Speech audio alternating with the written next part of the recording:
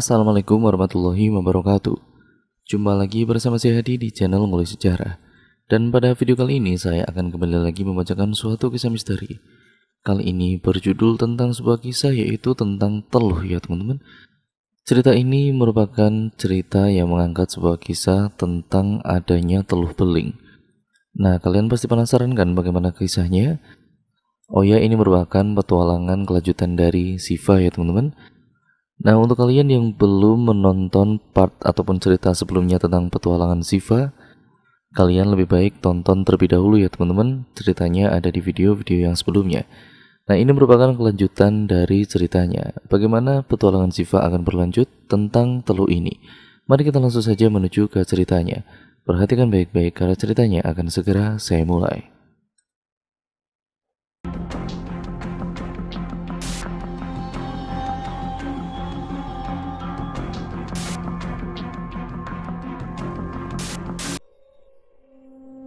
Pagi itu di rumah keluarga Adinata benar-benar sudah ramai dengan hiruk pikuk beberapa orang yang sedang membicarakan banyak hal.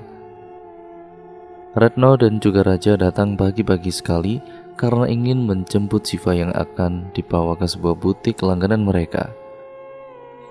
Hari itu Siva akan diminta untuk memilih gaun pengantin yang diinginkannya, karena tidak mungkin Retno ataupun Raja yang akan memilihnya. Pergi ke depan sana. Kamu itu kalau sudah di rumah kok hobi sekali jadi ratunya dapur, usir Tari kepada Siva. Loh, kan sudah sejak kecil aku memang hobi berada di dapur jika sedang mendekam di rumah. Salahku di mana, Tar? Tanya Siva. Salahmu adalah kamu nggak bersikap layaknya seorang calon pengantin wanita yang akan segera menikah, sahut Hani yang sedang mencuci piring. Seharusnya saat ini kamu itu bisa istirahat, merawat diri, dan bersantai menanti hari H pernikahanmu yang akan terlaksana 2 hari ke depan. Bukannya malah akrobat di dapur bersama wajan, panci, dan ulekan.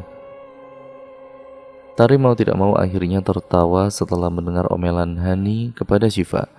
Siva sendiri yang sedang memegang panci dan juga wajan karena baru diambil dari dalam lemari, mendadak berniat ingin melakukan akrobat sungguhan di hadapan Hani. Simpan cepat panci dan juga wajannya sebelum aku menyerangmu dengan kekuatan elemen air, ancam Hani. Kamu sadar kan kalau elemen besi itu jelas bisa lebih cepat menumbangkan lawan daripada elemen air? Tanya Siva. Hei, kalian itu titisan avatar ya? Pagi-pagi kok sudah meributkan elemen? Tegur Rosid yang pada saat itu sedang duduk di ruang tengah bersama Raja dan Mika. Siva akhirnya benar-benar kalah dari Hani dan Tari, sehingga membuat dirinya angkat kaki dari dapur itu. Retno dan juga Mila hanya bisa tertawa saat melihat ekspresi Siva yang dilarang melakukan apa-apa oleh Tari dan Hani. Bahkan, hanya untuk memasak air pun dirinya tidak diperbolehkan sama sekali oleh kedua wanita itu. Raja mencoba menghiburnya dengan cara mengajak memilih contoh undangan yang dibawakan oleh Retno dari rumah. Sudah yakin contoh undangan yang itu adalah pilihan kalian berdua ya? Tanya Mila saat menerima sodoran contoh undangan dari Siva. Iya, coba dipikirkan lagi. Siapa tahu kalian mau memilih contoh undangan yang lain, saran Retno. Aku dan juga Raja sudah yakin tante, itu adalah pilihan undangan yang kami setujui bersama barusan, jelas Siva. Kok masih panggil tante? Panggil ibu dong, biasakan ya sayang, pinta Retno seraya merangkul Siva dengan perasaan gemas bercampur bahagia. Wajah Siva lagi-lagi memerah. Sementara Raja kini mencoba menahan-nahan senyumannya saat melihat betapa senangnya Retno ketika Siva ada di sampingnya. Ia merasa lega karena wanita yang ia pilih untuk menghabiskan hidup bersama dia bisa diterima oleh ibunya tanpa harus ada banyak pertimbangan.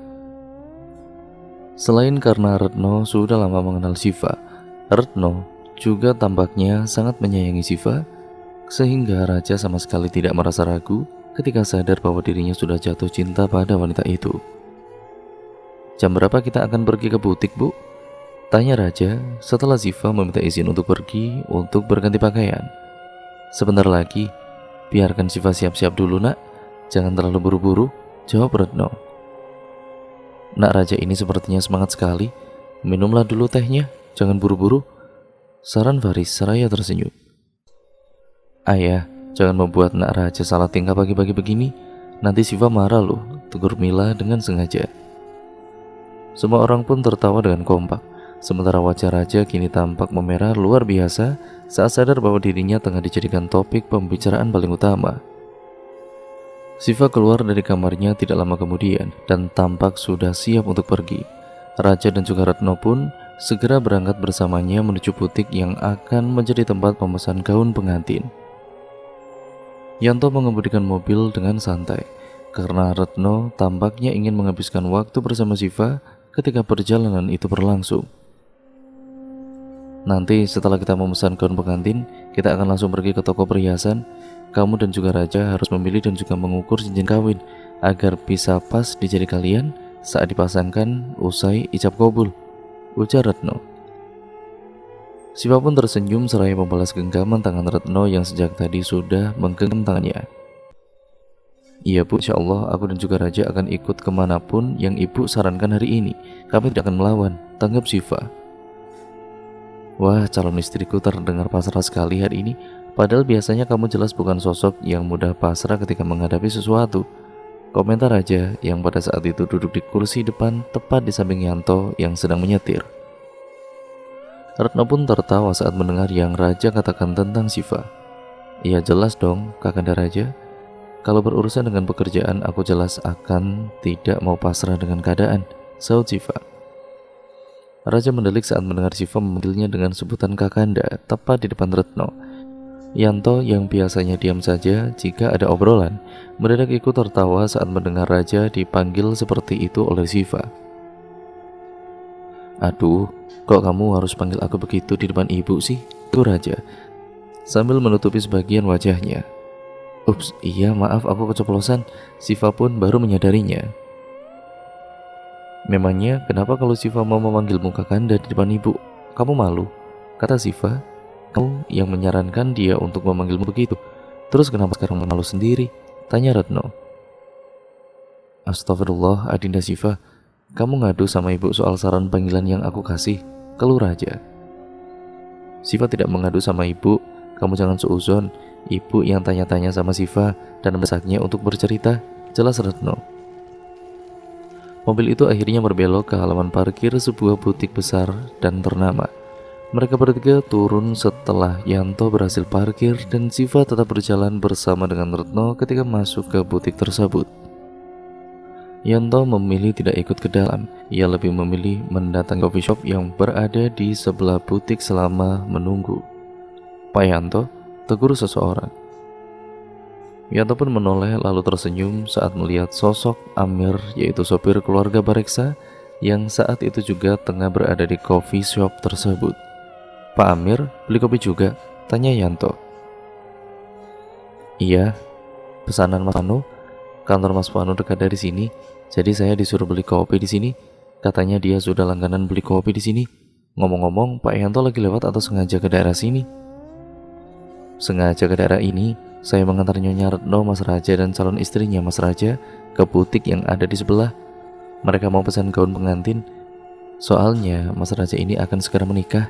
Insya Allah 2 hari lagi, Yanto. Oh iya, Mas Raja mau menikah? Dengan siapa menikahnya? Amir merasa penasaran karena sebelum-sebelumnya Raja tidak pernah terdengar memiliki kekasih. Sama Mbak Siva, sepupunya Mbak Rere, jawab Yanto. Amir pun langsung teringat dengan persoalan yang terjadi beberapa hari lalu.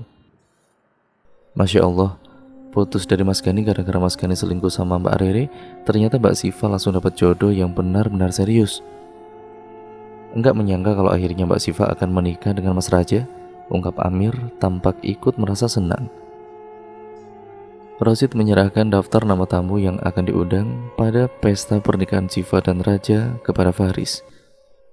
Faris kini tampak sedang memeriksa daftar nama tersebut, lalu mengeliminasi atau menambahkan beberapa nama yang belum ada. Martin harus dikasih undangan terpisah sekarang, Ras. Dia sudah menikah dan juga tidak lagi tinggal serumah dengan Pak Janus, ujar Faris. Oke Om. Aku akan tambahkan nama Martin Wilaga ke dalam daftar di laptop. Tanggap Rosid seraya fokus menatap ke arah laptop miliknya. Anaknya Pak Ramzi juga dikasih undangan sendiri ya, Romi dan juga Jody Janitra. Tambah Mila yang masih memasak di dapur bersama Tari. Oke bu, Rosid sudah menambahkan, sahut Faris. Hani masuk ke dalam rumah setelah selesai menelepon. Hasil pembicaraannya dengan pihak jasa catering akan dilaporkan kepada Mila. Mila kini melihat daftar makanan yang sudah dicatat oleh Hani dan tampak mulai memilih-milih, dan ia berjalan ke depan sambil diikuti oleh Pak Tagor yang sejak tadi selalu minta bermain-main pada semua orang.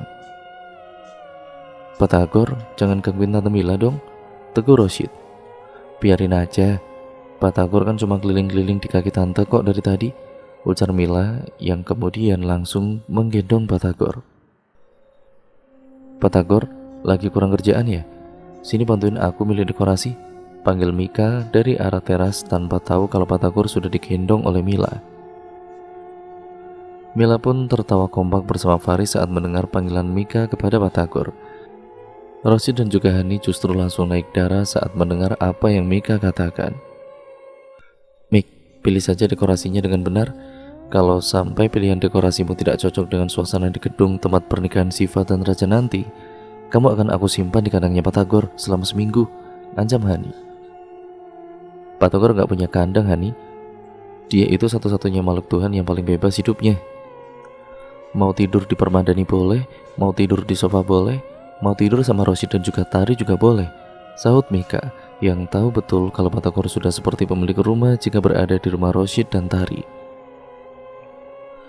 Berharap saja Siva dan juga Raja gak akan memelihara hewan seperti aku, Mik.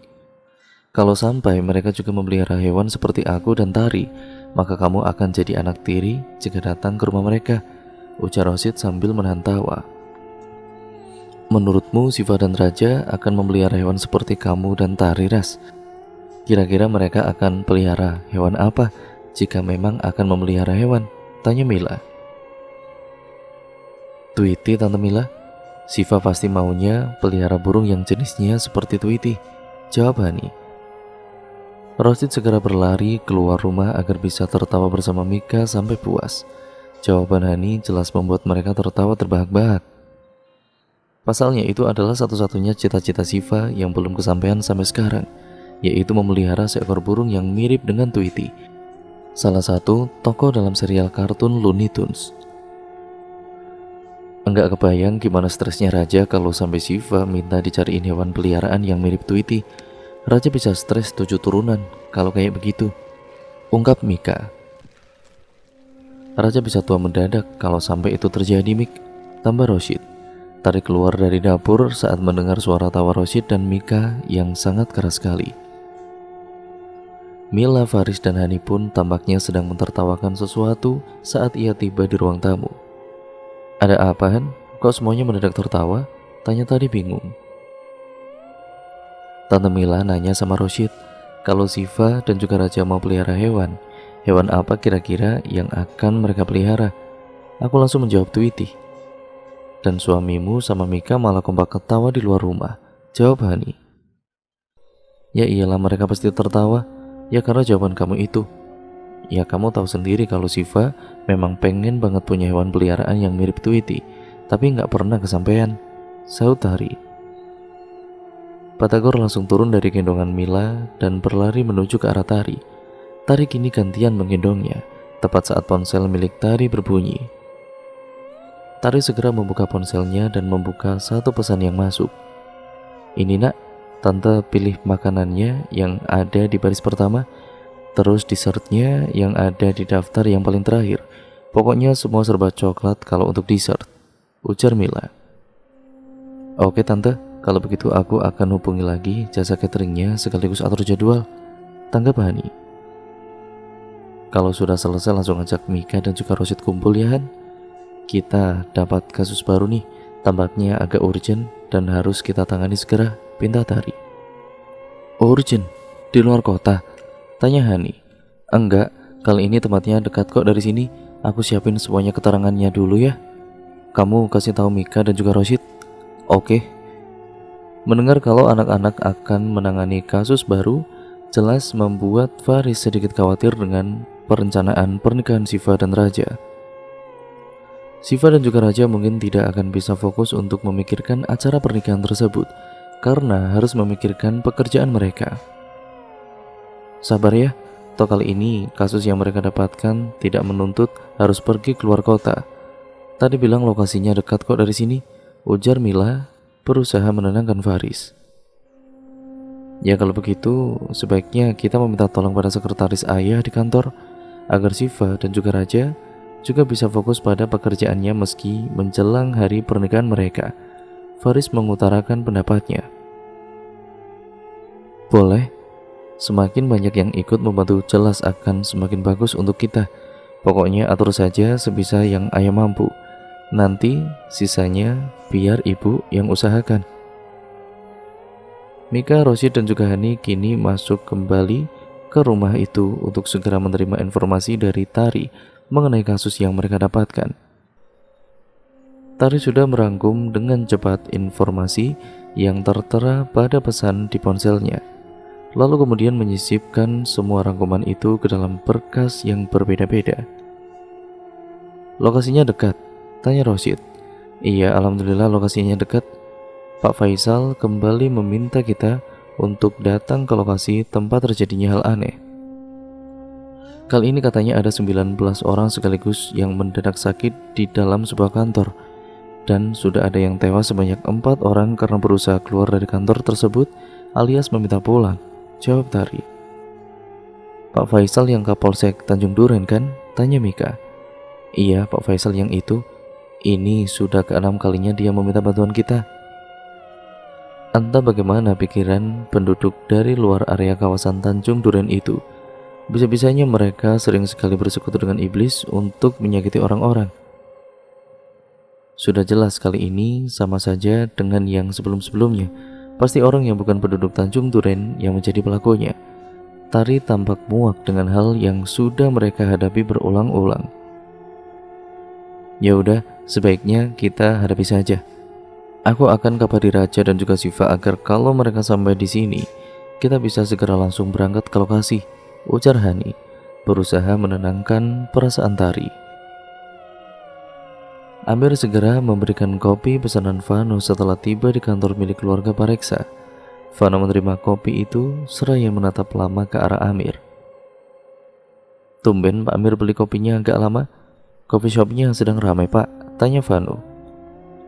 Tidak ramai Mas Vano, hanya tadi saya ketemu sama Pak Yanto di coffee shop itu, jadinya saya ngobrol sebentar, jawab Amir jujur. Pak Yanto? Siapa itu Pak?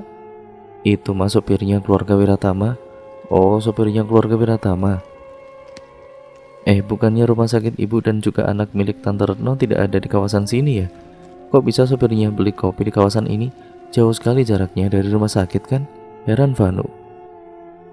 Pak Yanto bilang sama saya kalau hari ini dia memang sengaja ke daerah sini karena harus mengantar Nyonya Retno dan juga Mas Raja ke butik yang ada di samping coffee shop.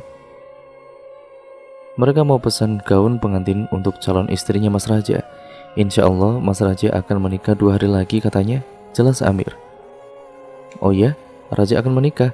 Selama ini bukannya dia selalu sibuk dengan pekerjaan ya? Kok bisa ya tiba-tiba punya calon istri? Vano tampak semakin heran.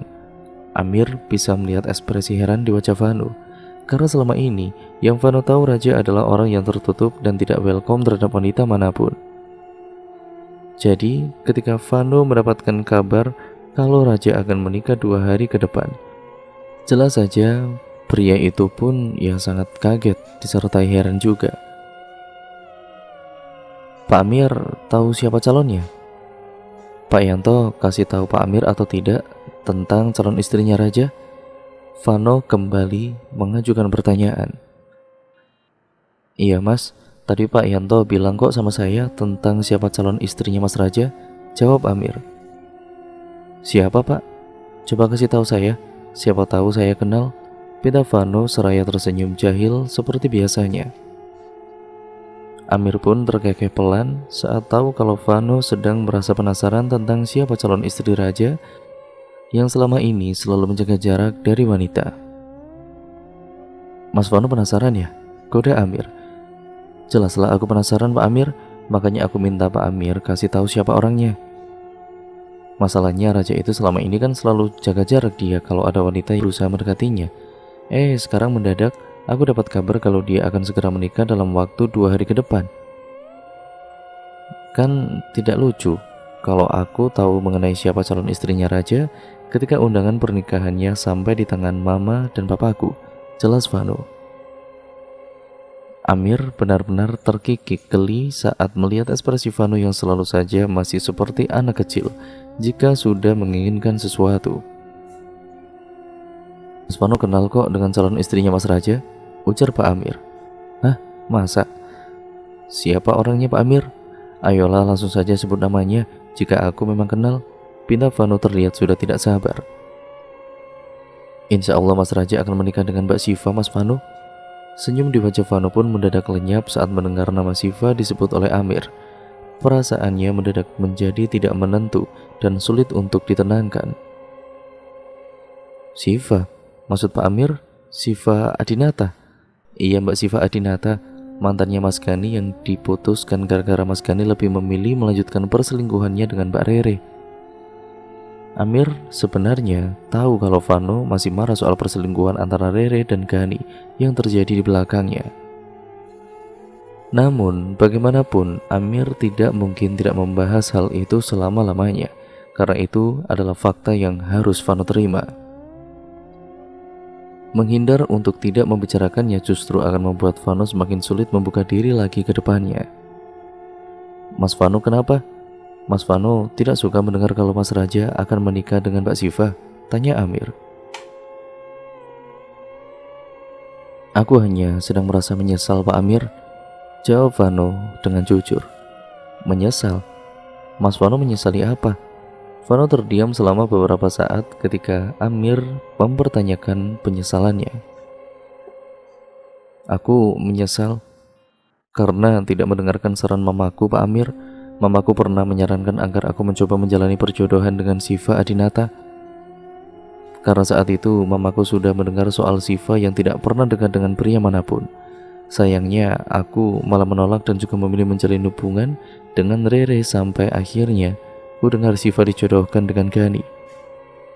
Sialnya, Gani malah selingkuh dengan Rere. Sekarang aku hancur dan juga bahkan tidak yakin kalau anak di dalam kandungan Rere adalah anakku atau bukan akibat perselingkuhan mereka. Jadi kalau sekarang aku menyesal karena tidak mendengarkan saran dari mamaku untuk mencoba menjalani perjodohan dengan Siva, Pak Amir tidak perlu kaget. Karena jika aku mendengar saran itu, ya mungkin saja saat ini aku tidak perlu merasa hancur sekarang. Aku mungkin sudah lama menikah dengan Siva dan sudah benar-benar memiliki anak sendiri, ungkap Vano. Sekarang perasaan Mas Vano terhadap Mbak Rere bagaimana? Apakah Mas Vano masih sayang terhadap Mbak Rere? Amir ingin tahu. Vano menggelengkan kepalanya. Aku segera berniat menghamili Rere agar bisa mendapatkan restu dari mama untuk menikahinya. Aku sudah tidak punya jalan lain, karena mama tidak kunjung memberikan restu padaku dan juga Rere Pak Amir. Tapi nyatanya di belakangku dia berselingkuh dengan Gani. Jadi kalaupun nanti terbukti bahwa itu adalah anakku, aku hanya akan menikahinya tanpa perasaan seperti yang pernah aku punya sebelumnya untuk dia. Perasaanku sudah hancur Pak Amir. Perasaanku terhadap Rere sudah hilang tanpa sisa dari dalam sini. Vano menunjuk ke dadanya. Dan setelah anak itu lahir, aku mungkin akan langsung menceraikan Rere. Aku jelas akan terus terbayang-bayangi dengan perselingkuhannya bersama Gani. Jadi aku tidak akan bisa mempertahankan rumah tangga dengan perempuan yang sudah pernah berkhianat kepadaku.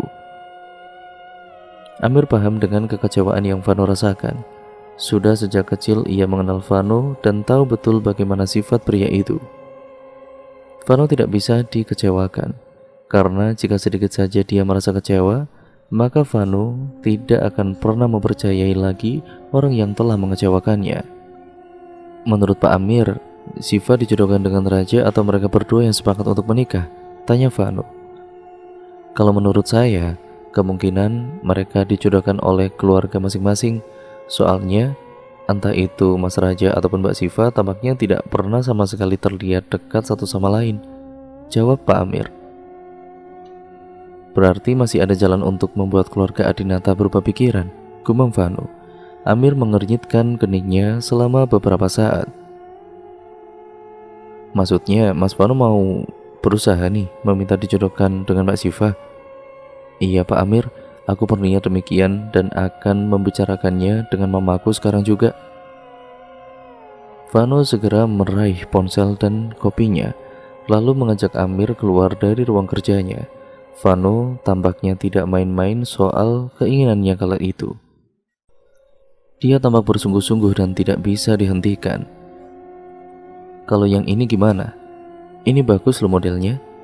Kamu kayaknya cocok banget deh kalau pakai gaun pengantin model yang ini, saran Raja. Siva pun langsung memijat pelipisnya untuk mengurangi rasa pusing yang mulai terasa. Kakanda Raja, kamu sudah bilang begitu sebanyak 34 kali hari ini. Setiap kali ada model gaun pengantin yang dikeluarkan oleh Bu Amel, kamu langsung mengatakan kalau modelnya bagus dan juga cocok kalau aku pakai ini, balas Siva.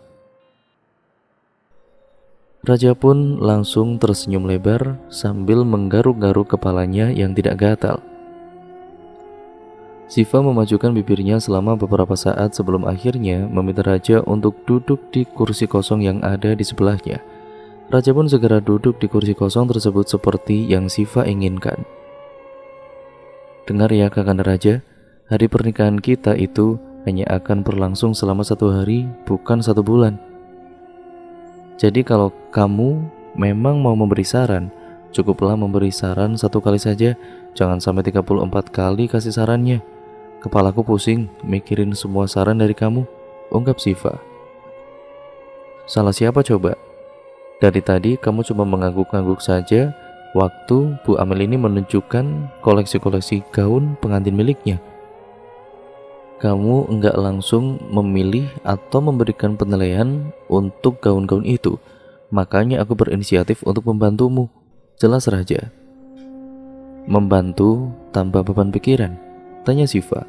Raja pun kembali tersenyum lebar di hadapan Siva dan sama sekali tidak berniat untuk menjawab pertanyaan yang Siva ajukan barusan.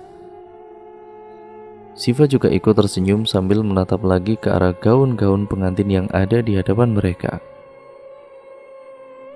Aku masih nggak nyangka kalau pada akhirnya aku akan melewati tahapan ini, ujar Siva. Tahapan di mana aku harus memilih contoh undangan, memilih dan juga mencoba gaun pengantin, mengukur cincin kawin dan menunggu-nunggu hari H pernikahan. Lucunya, aku justru melewati semua itu bersama kamu, orang yang enggak pernah aku sangka akan menjadi bagian hidupku sebentar lagi. Dulu setiap kali enggak sengaja ketemu kamu, aku selalu mengangguk seadanya untuk menyapa. Lalu setelah itu kembali berlalu begitu saja karena kita enggak benar-benar saling kenal. Tapi setelah kita benar-benar saling kenal, kamu justru langsung memutuskan ingin menikah denganku. Semua seperti mimpi bagiku, serba mendadak dan tidak terduga. Raja tersenyum saat mendengar apa yang Siva ungkapkan kepadanya.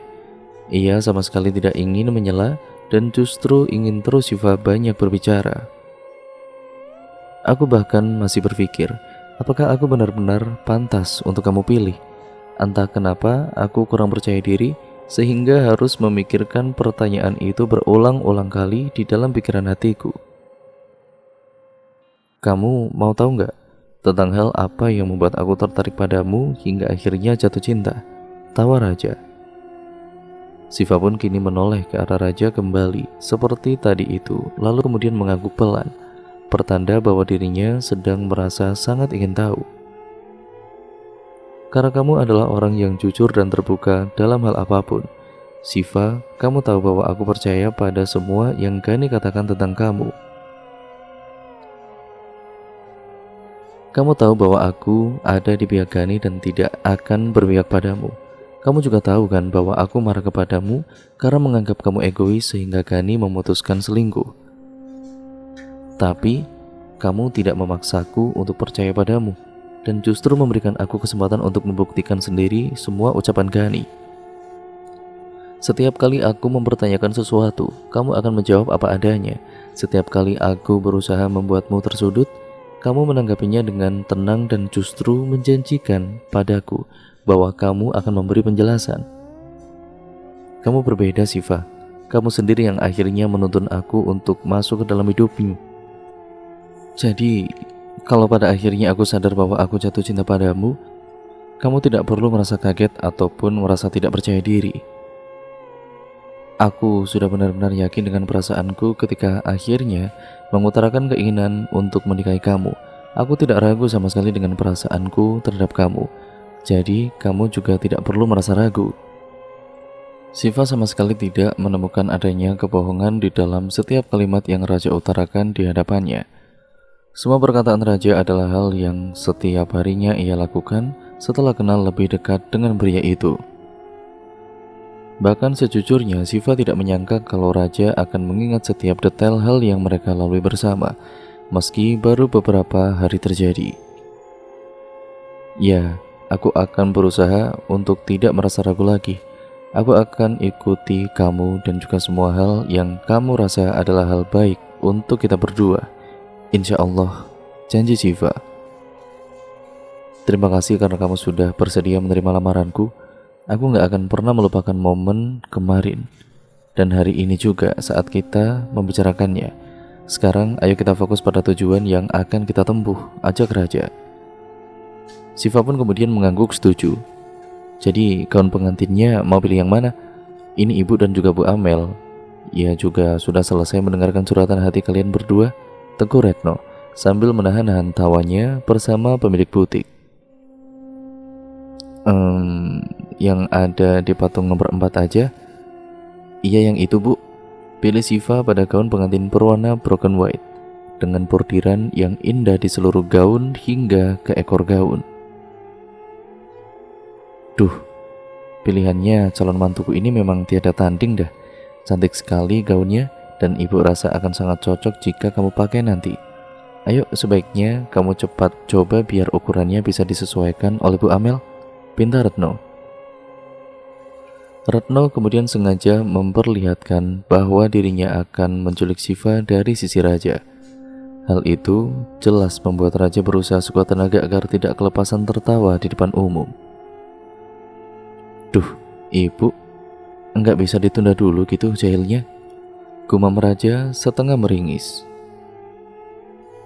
Rere terus mondar-mandir dengan gelisah di rumahnya. Anita dan juga Harun terus menatap telepon, namun tetap tidak ada perubahan sama sekali. Kamu gimana sih? Kata kamu kemarin kalau ibunya Raja sampai melihat bekas-bekas luka di punggungmu itu, maka ibunya Raja akan bersimpati dan segera mencoba memberitahu pihak keluarga Adinata. Kata kamu itu adalah satu-satunya jalan agar Siva bisa kamu salahkan atas bekas luka-luka itu, dan kamu akan kembali mendapatkan simpati dari keluarga Pareksa. Sekarang mana buktinya? Tidak ada satupun tanda-tanda bahwa kamu akan mendapatkan simpati dari seseorang sampai detik ini, omel Anita. Sabar dulu dong, Ma. Memangnya secepat itu apa untuk mendapatkan simpati dari orang? Sahut Rere sedikit merasa kesal. Ponsel milik Rere tiba-tiba berbunyi di atas meja ruang tamu. Anita mengintip sesaat dan bisa melihat kalau ada pesan yang masuk. Re, itu ada pesan di ponsel kamu, panggil Anita. Rere pun segera berjalan menuju ruang tamu dan meraih ponselnya. Ia membuka pesan itu, lalu melihat sebuah foto yang disertakan dalam pesan tersebut. Pesan dari Citra. Re, itu Siva kan? Aku gak sengaja lihat dia pas antar mamiku ke butik Tante Amel. Ternyata ada Siva yang lagi coba gaun pengantin. Dia ditemani sama calon mertua dan juga calon suaminya. Satu foto lagi kemudian masuk tidak lama kemudian, dan Rere bisa melihat dengan jelas kalau itu adalah Raja dan Retno yang sedang menemani Siva mencoba gaun pengantin. Ah, Siva sialan, teriak Rere kemudian mendadak histeris. Setelah selesai membeli gaun pengantin yang sudah dibuat serasi dengan pakaian pengantin yang akan Raja kenakan, Retno pun kemudian membawa 2 buah box berukuran besar itu keluar dari butik. Retno berpamitan dengan pemilik butik tersebut lalu kembali berjalan bersama Siva. Citra yang diminta oleh Rere untuk terus memantau Siva kini sudah menyelesaikan tugasnya dan memberi laporan terakhir pada Rere bahwa Siva benar-benar akan menikah dengan Raja dalam waktu dekat. Siva tentunya tidak tahu kalau dirinya sejak tadi itu diawasi oleh seseorang, sehingga membuatnya tenang-tenang saja seperti biasanya. "Pak Yanto, tolong bawa kami ke toko perhiasan yang biasanya ya," pinta Retno setelah duduk bersama Siva. "Baik Nyonya," jawab Yanto yang kemudian segera mengemudikan mobil keluar dari area parkir butik. Retno benar-benar terlihat sangat bahagia karena sebentar lagi dirinya akan mendapatkan seorang menantu. Selama ini ia tidak pernah memberikan beban terhadap Raja untuk menemukan seseorang dengan berbagai macam syarat. Retno hanya ingin Raja hidup dipenuhi dengan rasa bahagia, sehingga ia membebaskannya untuk memilih sendiri wanita yang dia inginkan. Namun siapa sangka jika akhirnya Raja justru memilih ingin menikah dengan Siva, seorang wanita yang sudah Retno kenal dengan baik selama ini. Sudah jelas itu menjadi hal terbahagia yang pernah dirasakannya seumur hidup. Siva kini menjadi alasan terbesar bagi Raja untuk membuka lembaran hidup baru yang jelas berbeda dengan kehidupan yang lama. "Pilih cincinnya yang paling bagus ya nak, jangan yang polos-polos saja, dan sebaiknya yang terbuat dari emas putih agar Raja bisa memakainya setiap saat," saran Retno. "Mana mau Siva pilih cincin yang tidak polos Bu, kalau terlalu mencolok jelas tidak akan bisa Siva pakai saat kami bekerja nanti Bu," ujar Raja. "Nah, kali ini pendapat Kakanda Raja benar. Kalau cincin kawin kami terlalu meriah, kami tidak bisa memakainya saat bekerja. Yang seperti itu pasti terlalu mencolok di mata banyak orang," tambah Siva. Bilang aja kalau kamu dan Raja memang punya selera yang sama. Kenapa harus mengutarakan alasan yang panjang sekali sih?" goda Retno sambil mencubit pipi kanan Siva dengan lembut. Siva pun langsung berpura-pura meringis pelan agar Retno merasa terhibur. Retno benar-benar tertawa pelan saat melihat Siva yang begitu ekspresif sejak dulu. Ia masih tidak menyangka bahwa kini ia akan lebih sering melihat keberadaan Siva, terutama setelah Siva menikah dengan Raja 2 hari ke depan. Mereka tiba di depan gedung toko perhiasan yang biasa didatangi oleh Retno. Yanto sudah parkir di tempat yang biasanya, sehingga kini Retno bisa segera masuk ke dalam bersama Siva. Raja mengajak Yanto agar bisa ikut ke dalam bersama dengannya. Lokasi toko perhiasan itu tidak berada di dekat coffee shop tadi seperti butik tadi itu, sehingga Raja khawatir kalau Yanto akan merasa kepanasan jika berada di luar terlalu lama. "Saya tunggu di ujung saja ya Mas Raja, sekalian mau beli gorengan yang dijual di toko ini," ujar Yanto. "Oh, di toko ini ada toko kuenya juga. Kalau dari luar enggak kelihatan sama sekali." Raja terlihat takjub saat melihat toko kue di pojok bagian dalam toko perhiasan. "Mereka sengaja buka toko kuenya di dalam Mas. Soalnya biasanya pengunjung toko perhiasan harus menunggu lama. Jadi ya nggak perlu repot kalau mau cari makanan," jelas Yanto. Ya, aku paham dengan konsepnya sekarang." Raja pun kemudian mengangguk-angguk pertanda paham dengan penjelasan dari Pak Yanto. Setelah Yanto beranjak ke toko kue di dalam toko perhiasan itu, Raja pun mendekat ke arah di mana Siva dan juga Retno berada. "Bagaimana? Apakah calon istriku sudah melihat cincin yang cocok untuk dijadikan cincin kawin?" tanya Raja. Siva pun menggelengkan kepalanya dengan cepat meski bibirnya masih tersenyum. Hal itu membuat Raja ikut tersenyum karena dirinya tahu betul bahwa Siva tidak mudah menemukan sesuatu yang dirasa cocok jika tidak didampingi. "Tuh kan, gara-gara kamu meminta Siva mencari cincin yang tidak mencolok, akhirnya semua cincin indah di dalam lemari itu jadi tidak terasa cocok baginya," Retno menyalahkan Raja. "Kok aku jadi yang salah Bu? Masalahnya kalau terlalu mencolok, aku dan juga Siva justru tidak akan bisa memakai cincin itu kecuali pada acara-acara tertentu. Kami kan niatnya ingin memakai itu setiap saat setelah menikah. Jadi tentu saja kami harus mencari yang polos. Jelas Raja. Iya, ibu akan nurut saja dengan keinginan kalian berdua. Retno pun segera mengalah.